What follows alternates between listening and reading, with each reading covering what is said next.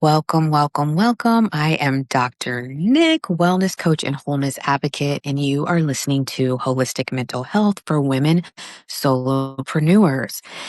And today, before we dive in, my beautiful guest, Janeica, and we both are feeling like we need a moment. So we are just going to, right? This is holistic mental health. We are going to take a moment. Janeica is going to lead us and so I hope you'll join in with us for this nice pause and breath moment.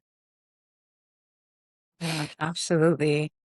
So, just want us to take a moment to take a deep breath, inhale, hold it, and let it go. Whatever you're carrying, let it go. You to take another deep breath in, hold it, and let it go. Whatever is weighing in your spirit, in your heart, release it. And I want us to take one more breath in. Inhale, hold it, and let it go. I want you to arrive here into this room, into this space, and know that you are held, you are loved, and you are supported. I needed that moment for myself too, and I often remind us to slow down, to pause, because we truly forget, myself included. So I wanted to practice what I preach here. Um, So you all have this moment too before we continue on to our day. I think it's necessary. Yes, thank you so much. Thank you. I think that, this is my countdown to International Self Care Day. And one of the major things that I am always talking about is the importance of pausing.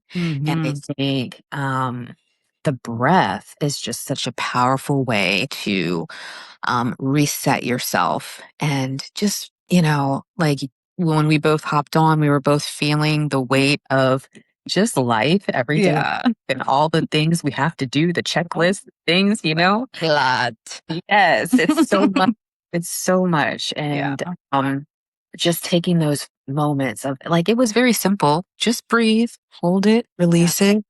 And I think sometimes we forget how much power there is in just those simple practices. Thank you for I- emphasizing that because I am the queen of simplicity. I don't like to complicate things.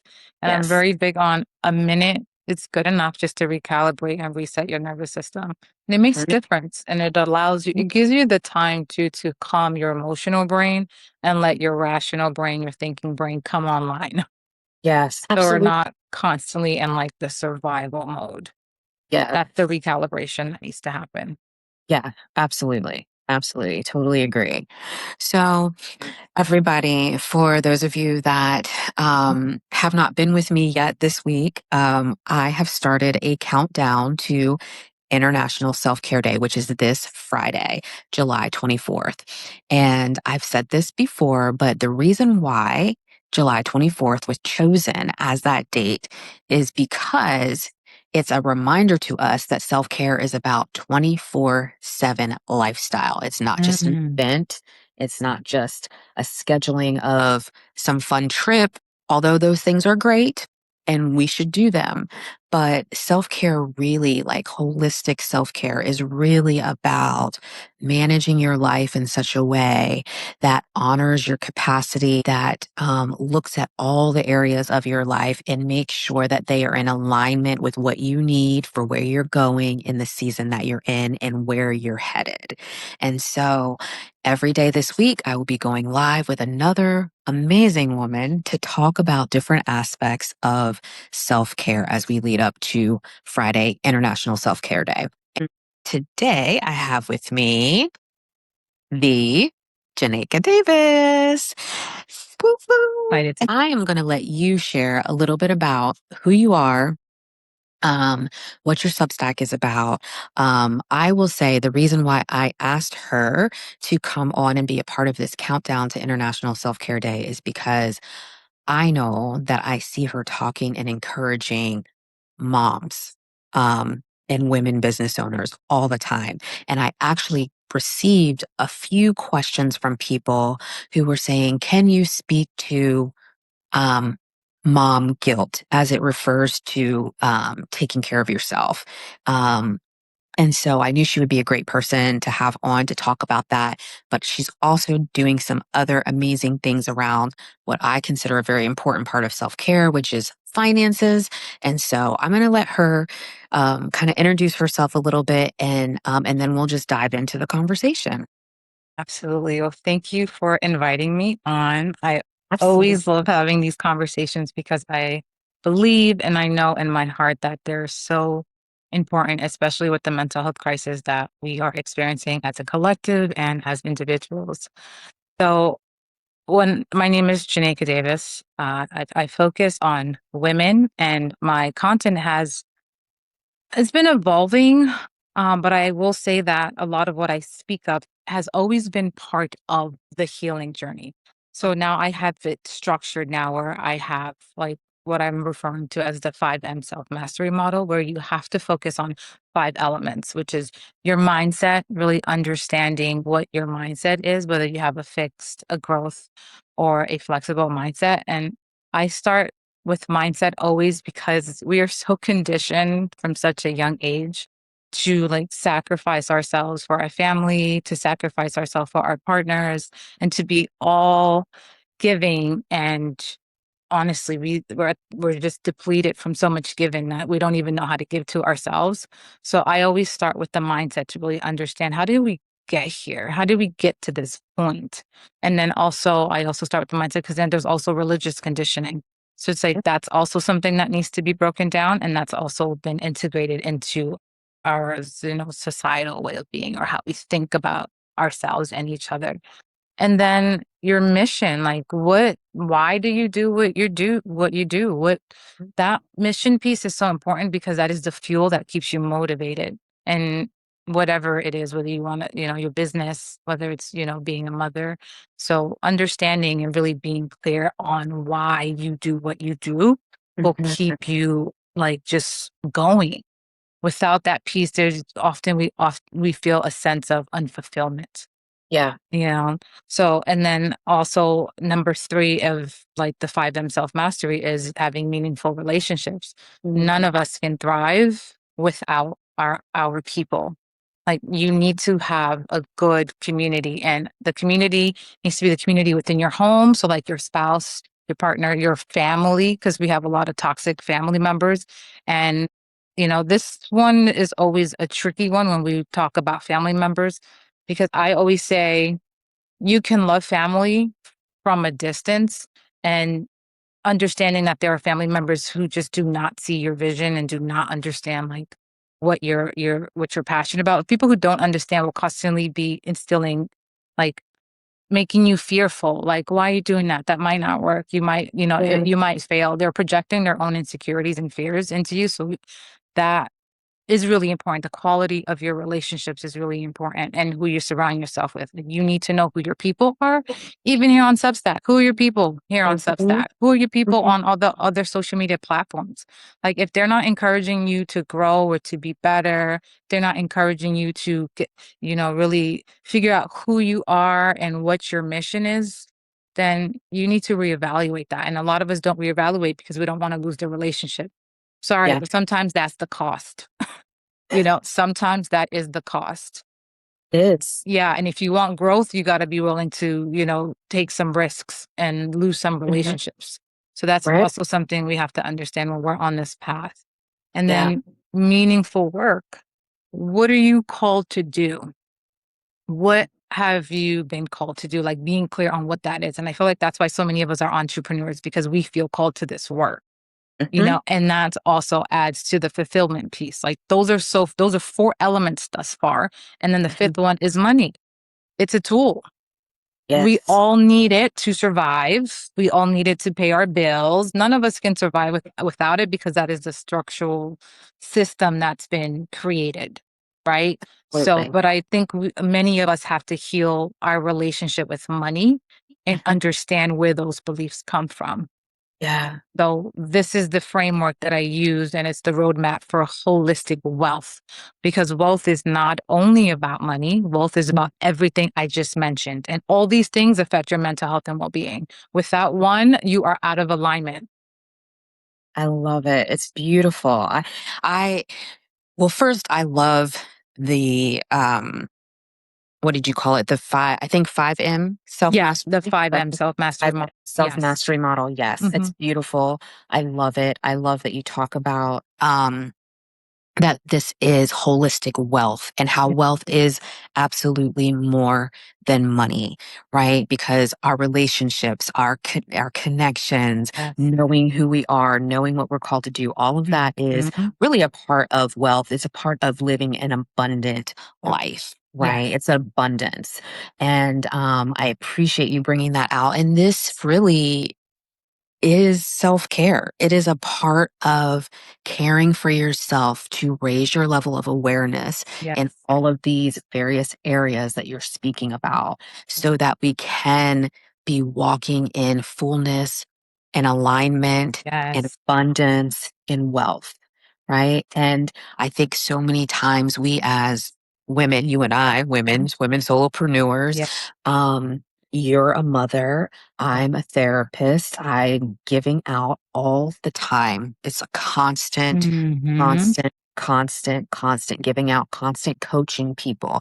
And um, sometimes that pattern of living, that pattern of being a nurturer, of being a coach, of being someone who is always kind of like a shepherd, like Right. shepherding the people, Right. you Yeah. know, It's a it's good way to like, put it. Yeah. yeah, yeah, it's like you're Yeah. shepherding the people. And that cannot be sustained if you are not pouring into yourself and Yeah. making sure that all the areas of your life are taken care of and that you are lined up the way you need to be lined up, pouring into yourself, really knowing what it is that you need for yourself for where you are and where you're going, Yeah. right?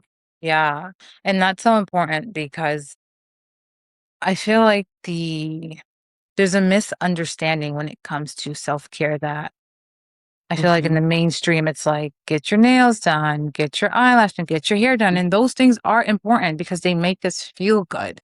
Yeah. But for me and what we're talking about, self-care is underneath the surface. It's not just what you look like on the outside, it's the inside and the outside, Absolutely. and what we're talking about here is you everything starts with you.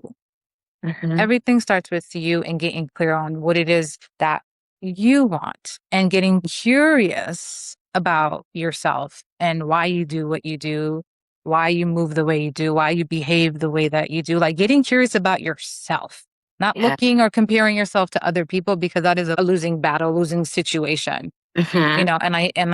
And I love that you're doing this international self-care. What are you calling it? Day or Yeah, day? it's Yes. International Self-Care Day, and Yes.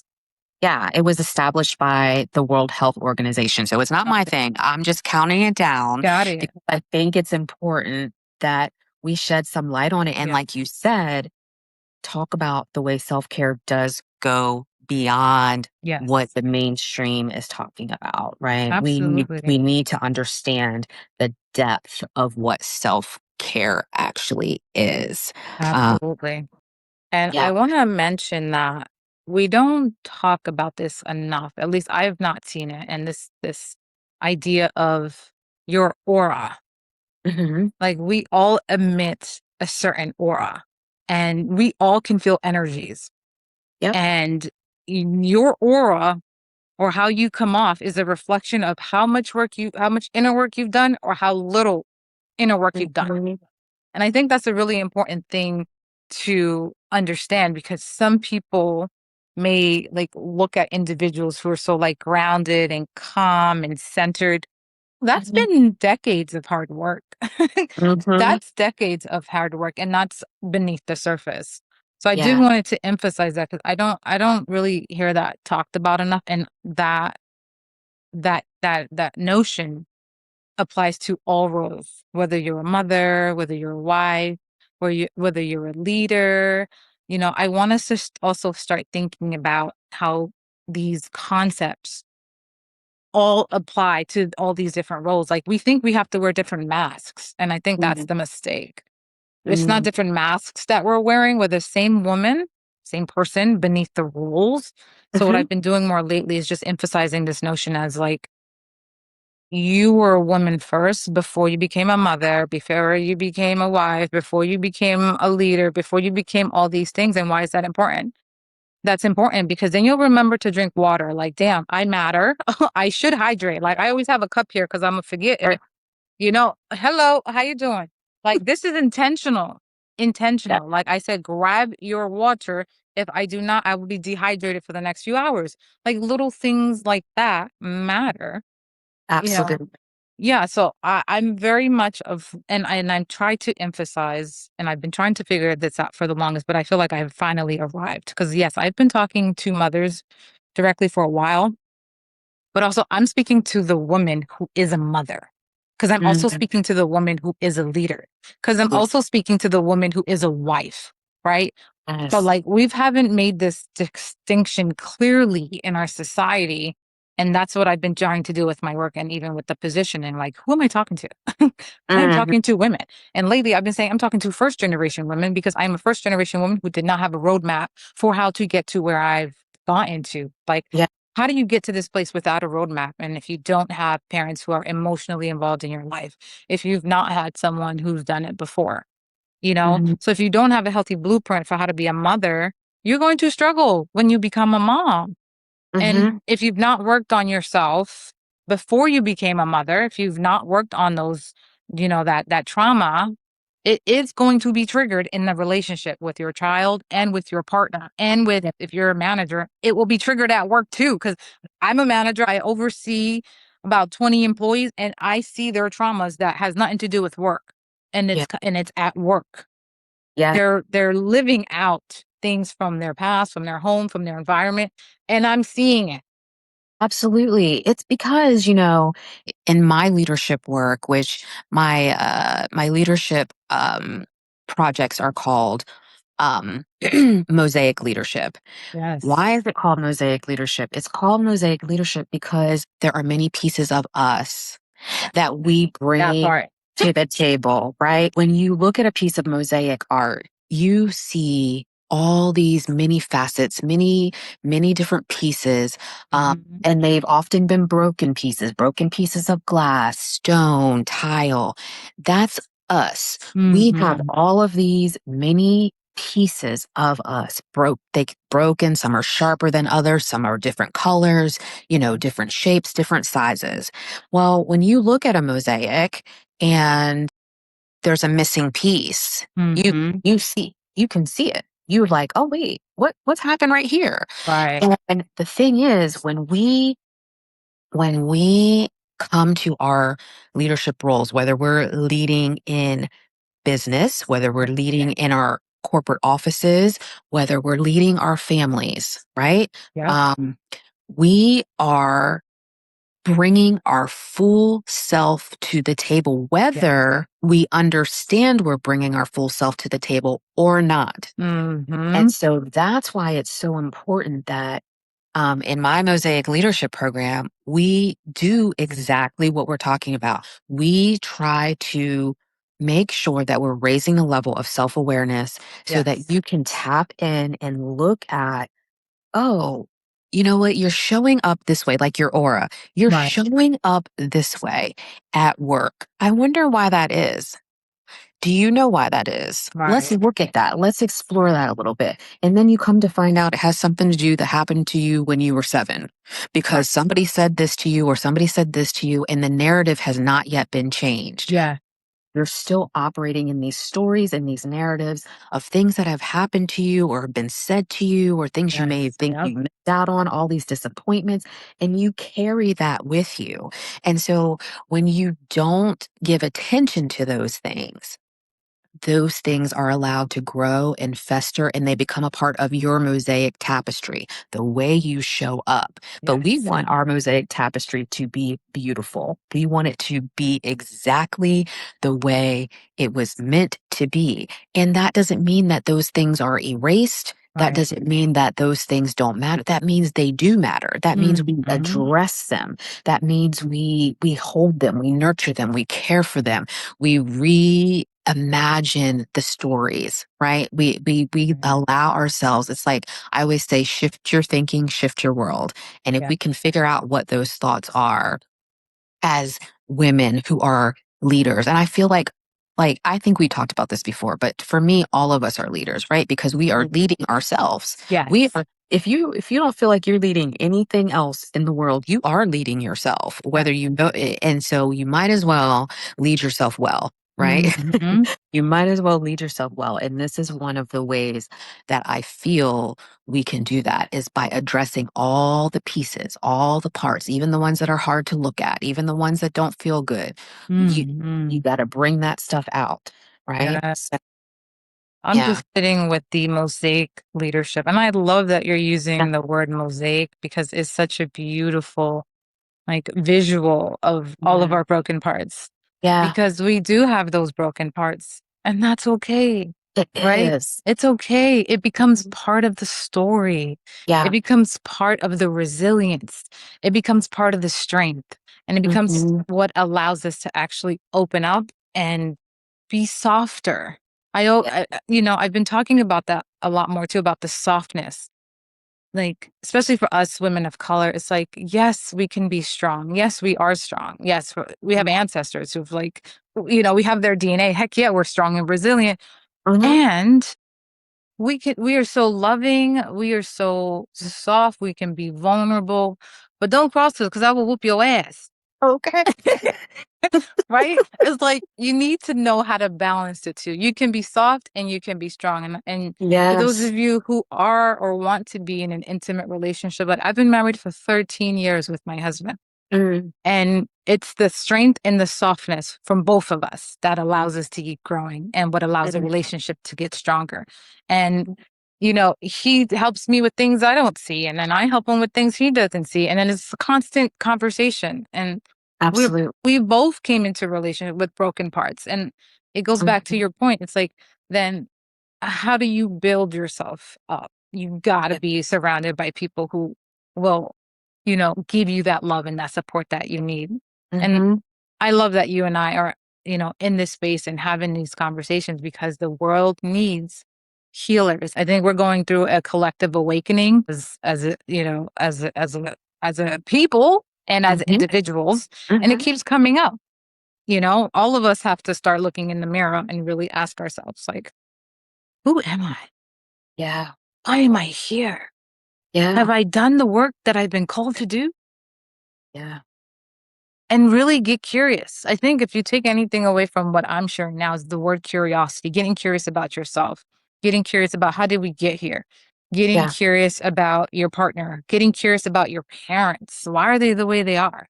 Hmm. Why did they mother us the way that they mothered us? What did they not have? Because Yeah. then that's going to be a reflection of how you mother your children, how Absolutely. you mother yourself.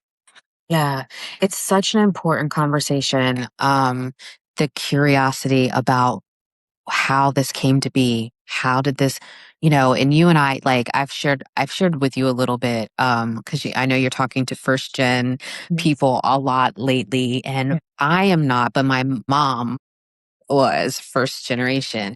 And so my every time I talk to you, this comes up. I remember, this story of how, my family is from Honduras, from Roatan.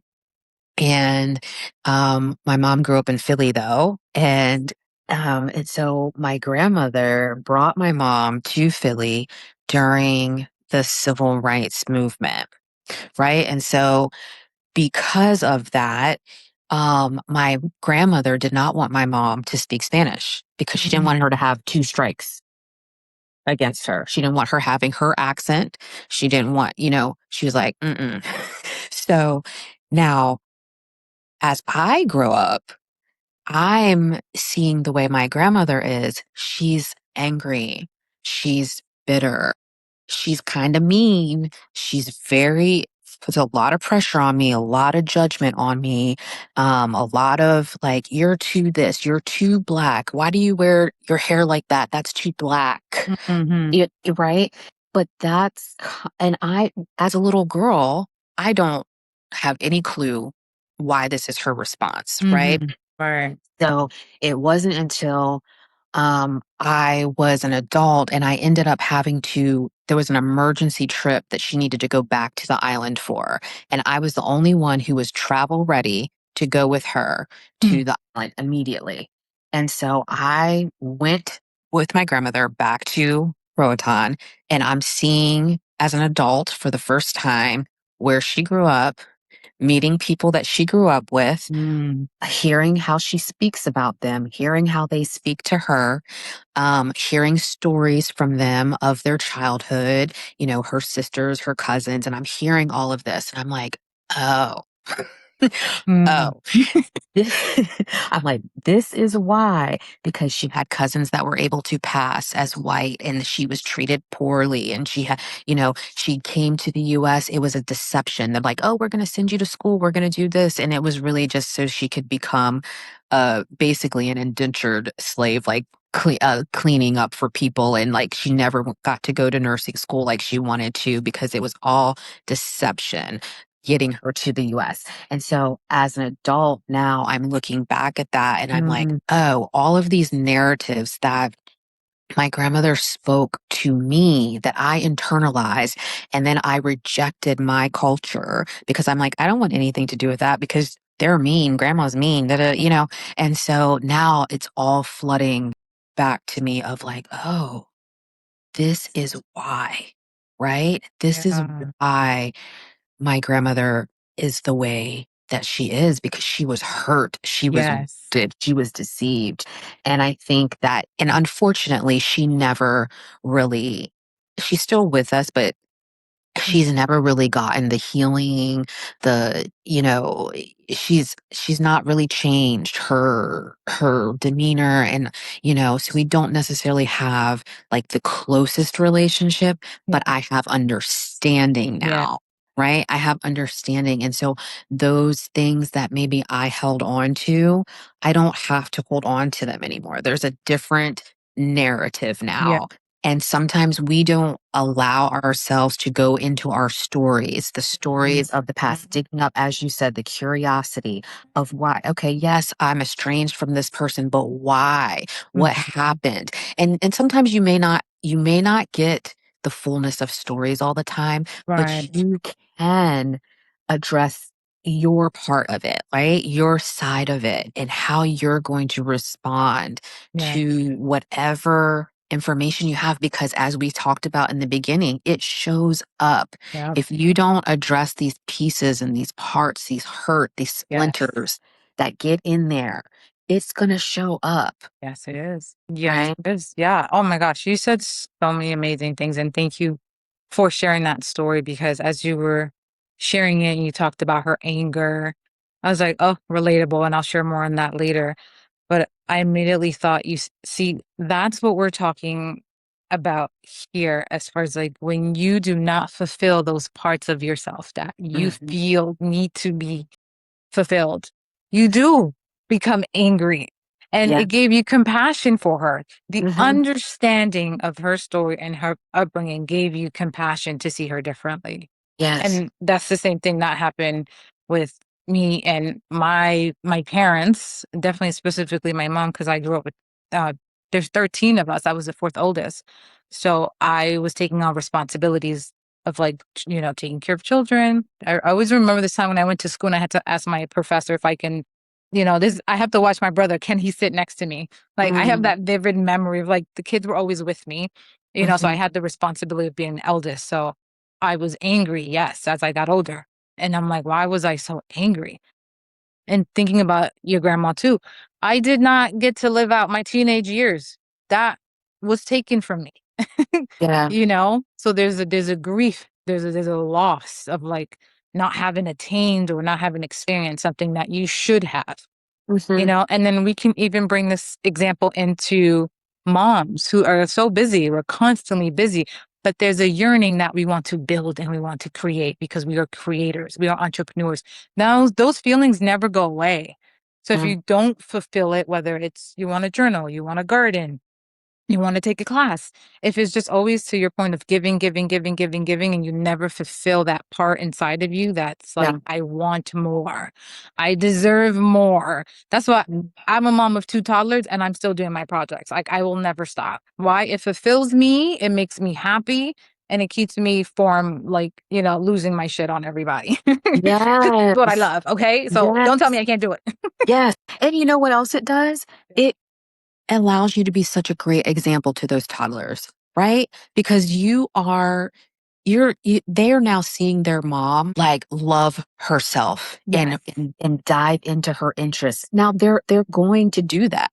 They're just going to because you're planting those seeds in their lives, and hopefully they're not going to have some of these conversations that we're having in these narratives that we're having of prioritizing themselves, because it's going to be an automatic, like, this is just what we do. What do you mean? Like, that's just what we Absolutely. do, right? Because you are taking that step and doing that. Absolutely. Mhm. Yeah, and it goes back to breaking the cycle. Like in our Mhm. families, we have to make the choice either, it's hard to break away and to be Mhm. like, I'm going to do something different. Like I had Yeah. to move away. And lately I've been reflecting on the environment and how important it is. I talk about your inner environment and I talk about, the external environment. Like I moved so that I could have the space to expand. So I could have the space to ask those questions, Yeah. because I remember growing up, I'm like, damn, it's just noisy all the goddamn time. It's just, there's so many kids, there's always so much to do. I'm like, I can't even think. So I remember when I met my husband, it was the opposite. I was like, damn, it's too quiet. I was like, I'm getting like self-conscious. I'm like, should I be talking? Should I be saying something? I'm like, what is happening? I got the opposite. But, I had to learn how to get comfortable with the silence. And Yeah. a lot of us are what? Distracted, busy, deflecting, finding things to do, not getting curious enough, wondering what other people are doing with their lives, trying to keep up with the Joneses. Yeah. I don't have time for that shit. Yeah. And we need to make time for ourselves. So the essence of the work that I am doing is self-mastery and redesigning your life, because it's essentially what I've been doing for the past 13 plus years. And it Yeah. has served me well. And now that I've worked on all of that, now I'm at the point of financial independence. Like I'm Yeah. debt free. Now what's next? And by Yeah. what's next doesn't mean like I'm trying to stay busy. No, it's I want financial independence so that now I can live the life I want and spend more time with my family. Mhm.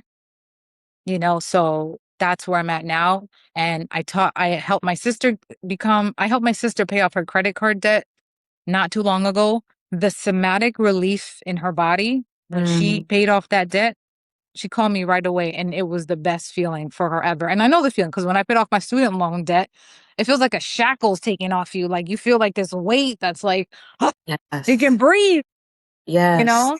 Yeah. So, that's why I'm like, we need financial independence because that is how you get your freedom. Yeah. And also, we need to prioritize our mental health. But I notice that, at least I've been noticing these days, people are more willing to pay for the financial independence and getting out of debt free than to pay for, I don't want to say all people, some people, than to pay for like support for their mental health, because that's harder. It's Yeah. harder. It's very hard to go inward because you got to get uncomfortable. You got to Mhm. revisit the past. And a lot of people don't want to do that. It's easier to just stay the same. Yeah. Yeah. It's true. And the thing, as a mental health professional, I recognize that to be very true. And there is a lot of, um, resistance. There's a lot of Yeah. resistance. But the thing is that it is the beautiful thing about what you're doing, in helping people with their financial independence is that is helping people with their mental health, right? We don't, and that's the conversation really of talking about what holistic mental health actually is. Yes. Holistic mental health is addressing all of the areas: your spirit, your mind, your Yes. body, your environment, your finances, like your physical health. All of these things make up your holistic mental health. It's like the mosaic again. Like there's Right. so many. Oh, I'm gonna hammer that mosaic until Literally, like you gotta it's. tackle every piece at a time. I look at it as Mhm, themes. Like maybe like this year, my theme is financial independence. But mhm, previous themes have been, okay, I need to work on my physical health. Okay, I need mhm, to work on my relationship, on my marriage. Okay, mhm. I would have themes, and it's not to say that I'm not working on those things throughout the year, but I would give more weight, or like the books that I read and like things, decisions like that would be more tailored to the theme. Like the Yeah. books I've read this year have been 5 financial literacy books because that's Mhm, my theme. mhm. But before I was heavier on like the relationship, like how to have healthier relationship with my partner, how to have a healthier relationship with myself. So a lot of those books that year were about that theme. And so Yeah. that's kind of how I've structured a lot of my own growth and development. Yeah. But also there's a lot of like comments in here. I don't know Oh, if you want to go through, I do see read some them. of them. Yes. Um, I. Oh, there's a lot of comments. Hey guys. Hey y'all. All right. Thanks for being here, y'all. I know. Thank you so much. I love, the Soft Women Project talked about when we start to see our parents and grandparents as people, removing Yes. that title can help us understand and see them as human. Mhm. Um, I love that. It's just, I mean, you know, it reminds me too of it's really so she was talking about our parents and our grandparents, back to the stories that we were telling earlier, but also as women, I don't know about y'all, but I see so many fractured friendships in Yeah. women. And um it has been one I wrote a Substack article about this because there were three particular relationships that I had that were fractured. And um just a little backstory. When I was growing up, I didn't really have many girlfriends that looked like me because I lived in an area where there just weren't people that looked like me. Mhm. And so whenever there were people that looked like me, um, I it, I didn't always feel like I fit in, and they didn't always feel like I fit in. And so I Mhm. got treated a certain way by people who looked like me, women in particular, girls, I should say girls, because we were girls at the time, little girls. So as I grew up and I started to get girlfriends who looked like me, those girlfriends became extremely important to me, right? Because my history did not have them in it. And so one of those relationships is fractured now. And I still to this day do not know why. And it is one of the most difficult. She Oh, was like my first close Black girlfriend. And it's still really difficult today when I think about it. I kind of have to like separate myself from it a little yeah. bit. Mhm. But hearing different stories about her life, because we do have some, uh, I don't, not necessarily mutual friends, but same circle. We went to college together. Okay. So hearing some of the things that have happened in her life Mhm. make me say, okay, something happened. Yeah. It it may not have anything to do with me. Cause at first I'm like, oh my gosh, it's me. Of course I'm thinking that, right? Because I have all of these narratives from my life that would say it is about me. Yeah. And so I think it's important to, like, to her point, it made me see her as not my friend, my first friend that I Mhm. needed to hold on to, but it made me see her as a woman who is hurting, as a woman who has been through something that I don't know necessarily anything about or how that has impacted her. And maybe for some reason, it's difficult to connect. It's Yeah. difficult to share that, so it kind of changes the lens of how I'm looking at the situation. So it's still a loss. It's still a grief for me, Yes. but because I'm able to kind of have this different lens or perspective, it Yes. it makes it lighter, it makes Mhm. me more open to, we actually live in the same city now. We've never lived in the same city. We've always lived across the country. We live in the same city now. And I'm like, okay, I'm open to Right. where, that could be a repaired relationship one day, Yeah. whereas I wasn't before. Yeah. And Yeah. so, I love yeah. that. Let me just say on that point about the power of perspective, Mhm. because that story is a reminder how we think and the lens through which we see other people and ourselves is having an actual, like, effect on your interactions. Yeah. And that is so important because I had to do the same thing, shift my perspective on my mom too. So I love that the Soft Woman Project, Savannah, that's her name, Savannah. Oh, hi, Savannah. Yeah, that she said that because I had to do the same thing with my mom. I was so angry at her for such a long time. And I'm like, when I was in my like late 20s, I was like, oh shit. I was the fourth oldest and my mom was like 26. Mhm. And then I was like, what was I doing when I was 26? I was like, I was lost as hell. I was like, I can only imagine being her, already having 3 kids. I was her 4th child, and she, didn't have the resources to Yeah. work on herself. She didn't have access to the education that I had. So it's like my perspective. That's why the idea of like being curious and understanding it is so important for our own healing and to Yeah. help us become more open and more vulnerable. And that's the softness that I was talking about. And Mhm. oftentimes when we're so strong, right? Oftentimes that's a mask for what we've not dealt with. Yeah. Oftentimes that's a mask for what we are holding within ourselves. So the softness can only come when we become curious about ourselves, about our parents, about our friends, and about like, how did we get here? That curiosity is the key for opening us up and forgiving. And sometimes there are people we can't forgive. So I want to be careful with the word forgive, but uh forgiving sometimes is just forgiving within ourselves. Because sometimes we can't Absolutely. forgive someone who passed away or someone who has physically harmed us in ways that is beyond repair.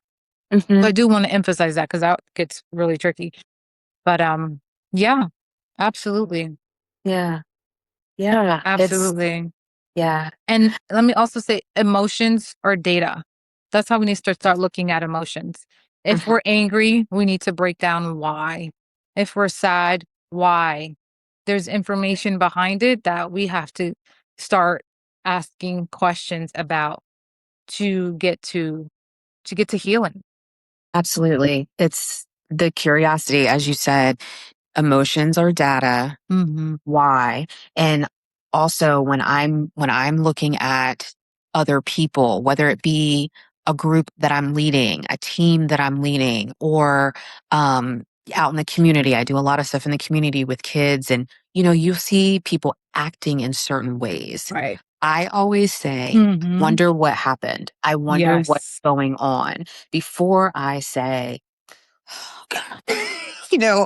Why are they doing this? They're driving me crazy. Whatever it is that I want to say, I Yeah. always try to pause and say, okay, I wonder what's going on with this person. I Love wonder it. what's going on with that child. I wonder what's Yes. going on in this situation because and inevitably I feel that when I pause and I'm able to ask that question, Yes. it may not come to me right away, Mm-hmm. but at some point, something is going to be highlighted to me, and I'm going to have a little bit more insight Yeah. into a situation that allows me to now come from a different perspective. Whereas if I react and I'm Yeah. like, yo, what is going on? Like, you gonna stop disrupting my space, whatever. If I do Okay. that, then that shuts us down, and I'm not gonna realize anything about them except for be more hyped up and ready to pounce on them, right? Hello. Listen, So you that's why the pause. reminded me. Yes. Listen, that pause, I'm telling you, and you telling us, all right? I remember being in this class, Intro to Psychology, and the professor said this word heuristics. And I was like, oh, interesting. And it's where our brain takes shortcuts to make quick judgments. So if we see someone with a Mm, lab coat and they're not a doctor, we're just like, oh, that's a doctor. Because the brain is mm, taking, like, trying to give you information quickly. So it makes yeah, it just analyzes things quickly and just whatever it thinks comes right away. mm, Heuristics. I was like, oh, that's mhm, interesting. So that pause is necessary so that we can think. It gives us time to think and to activate the prefrontal cortex, right? And mhm, then I thought about what my emotional intelligence professor said, this framework, which is essentially what you're saying. He said, learner versus judger. mm, We come from the background, we stay judging, bad judgy. What you judging? Like all the time. Look what you wearing. Even the nickname we had was like super right. judgy, like one day la Mhm. flaca. Why I gotta be like that? Yes. You know, Yes. judgy. So we're Yes. taught to judge early on, Mhm, right? So mhm, that pause, right? And the pause is also important, right? Because we have the three different regions of the brain. We got the reptilian brain, which does things that are involuntary, the emotional brain, which is right, the emotions, and we get triggered easily, right? And then the front part of the brain. That pause gives us time to think. yes. We need time to think. We need time to process information. And that's why we're like, what, the only species that has like that Mhm, ability to do that. mhm. And I don't think we emphasize that enough. And it's very important in our culture because we've been taught to be very reactive. Yeah. Yes. And Mhm. those same things show up again in all the different roles, which I like to emphasize, and I probably will be emphasizing for the rest of my life. It will show up for you as a mother. It will show up for you as a leader. Yeah. I have I've had several bosses that I'm just like, yeah, you need some therapy. I'm like, you need some therapy real quick, you know? And I'm like, Yes. you should not be in a position of leadership. I'm more Right. calm than you. Make it make sense.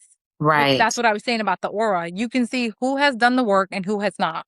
Mhm. It does not matter the role. Like that conditioning, how you were raised, what you didn't and didn't work on, will follow you everywhere into every relationship that you have. It doesn't matter if you're a mother. It doesn't matter what the role is. You're the same Absolutely. person underneath all of it. Absolutely. Right? Absolutely. Your mosaic is your mosaic. It's Hello. all there all the time. Hello. All the time. So we might as well clean it up. Yes. Yes, yes, yes. Oh my gosh, girl, I could talk to you I forever. know, right? It's so good. I'm like with this cup, and I'm like, you know what? I shouldn't get me a cute cup because this ain't cute. Right, we gotta be cute. We gotta be cute. Hello. But Girl, I love talking to you. me too. Thank you. Appreciate you.